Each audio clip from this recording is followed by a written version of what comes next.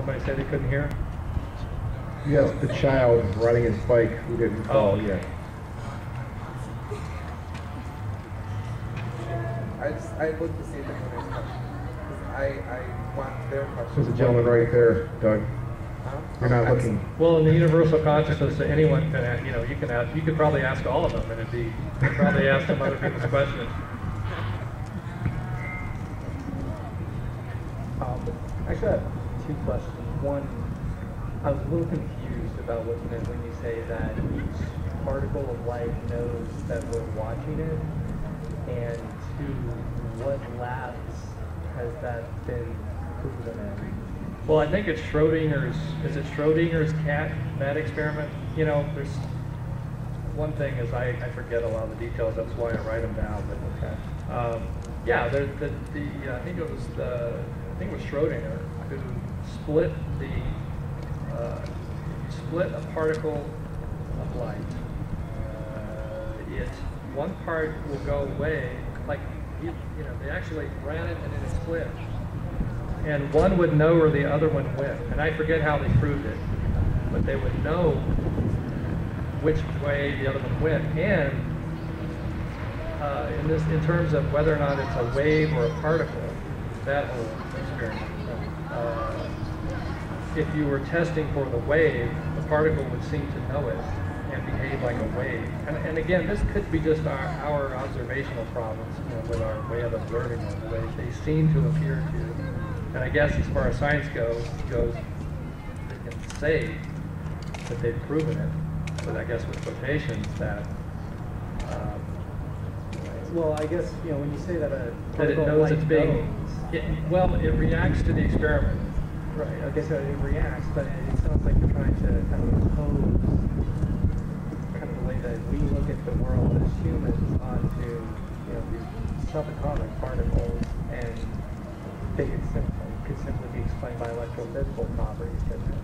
Rather than there be some kind of knowledge that we understand as humans stored in those particles. Well, I'm paraphrasing what scientists like Robert Anton Wilson was always talking about this. Have you ever read any stuff? No. I mean, I'm not a scientist, but he is, and he's trying to think of a particular book you could even go after, like, I can't remember the name of it.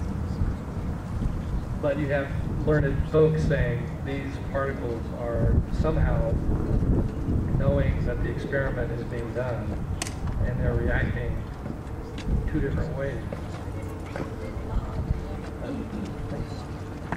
I'm just, my vocabulary in this very moment not quite there to explain it to you scientifically. Does anyone else have a question? All the way to the top, Doug. Good luck. Yeah. We'll bring a mic to you, sir. Cosmic Trigger, that was the book. Cosmic Trigger by Robert Anton Wilson. Well, I was just told you can't turn it up. Well, when you're down here on the floor level, the lower level, the speakers are here, and that's why we're getting the feedback. So up there, we're rocking. So go right for it. I've missed some of your talk. Have you said anything about reincarnation today? No, I can't. Well, I wanted to get your thoughts on that because I recently read something by Zarathustra, or on him, about him, his life, and you know, Zoroastrianism. You know, well, basically in a nutshell, their argument against reincarnation is simply that it's not necessary, that doesn't have to exist in order for you to. It's like they also, Zoroaster never, basically there was no devil. There is a heaven and there is a hell, but there's no devil. Basically, you've got free will, you choose good thoughts, good words, good deeds. If you don't, you go to hell, and that's pretty much it. There's no devil necessary. You know, evil, it's, what was it, they referred to it as dualism. And some of his ideas were, they tried to incorporate them into Christianity, and actually fought a few battles over that in Europe, several hundred, you know, about 900 years ago. And basically, he's saying that good and evil are two separate and equal forces. Although good will eventually prevail, okay, that's the answer. Basically, his answer as to why evil exists in the world is because good and evil are two separate and equal forces, and then you choose whether you're going to be good or bad. And if you do enough bad things, then it's hard to. It's almost like when George Lucas was thinking up the idea about the Force and the dark side and all that kind of stuff. Maybe he read something about Zarathustra's ideas and incorporated that into the Star Wars myth, you know. But anyway, I just like to hear your thoughts on the subject of reincarnation and how you envision that and why you think that that's let's say possible, necessary. You follow up on that?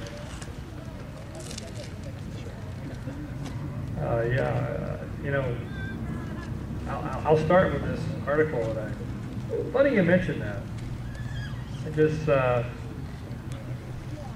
was turned on to this article by one of our questioners the other day, that Chinese monks are, Tibetan monks and Chinese Buddhist monks are being pressured by Beijing to no longer reincarnate themselves into specific, well, they're saying, because in Buddhism, supposedly, it takes a ton of work, but you can supposedly choose your next parents.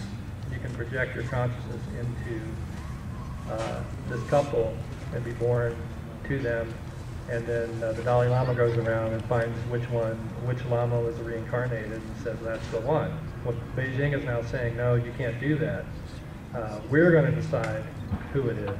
And so what they've done with the last one, the Panchen Lama that the Dalai Lama discovered, is they took him to prison, I think. He disappeared.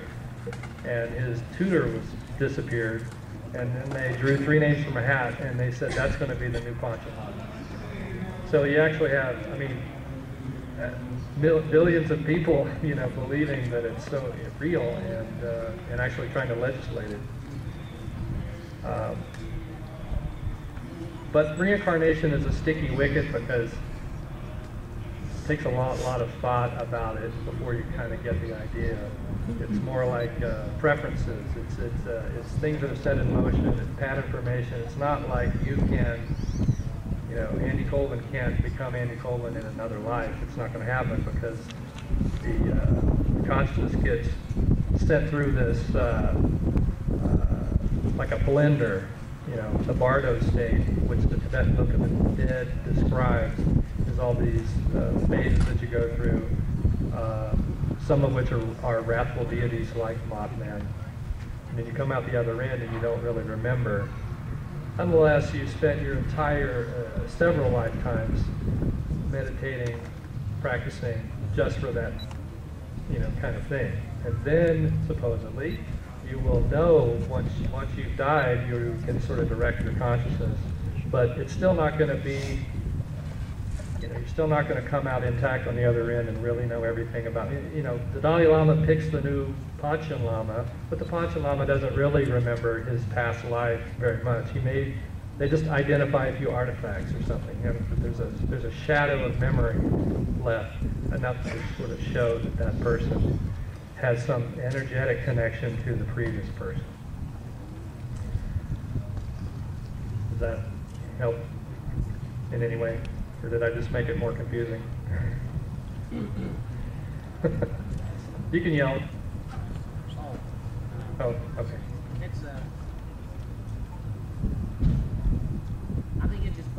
question what you said. Yeah, but in regards to Christianity, because I know a lot of Christians are, like to talk about reincarnation, they don't really want to go there because it doesn't really fit. But it kind of can fit in the sense that, you can go to heaven and you're going to come back, but it's really just pieces. It's pieces of your past life and it's pieces of other people's past lives. Consciousness mingling, reforming another person. It's not really like, you get totally reincarnated.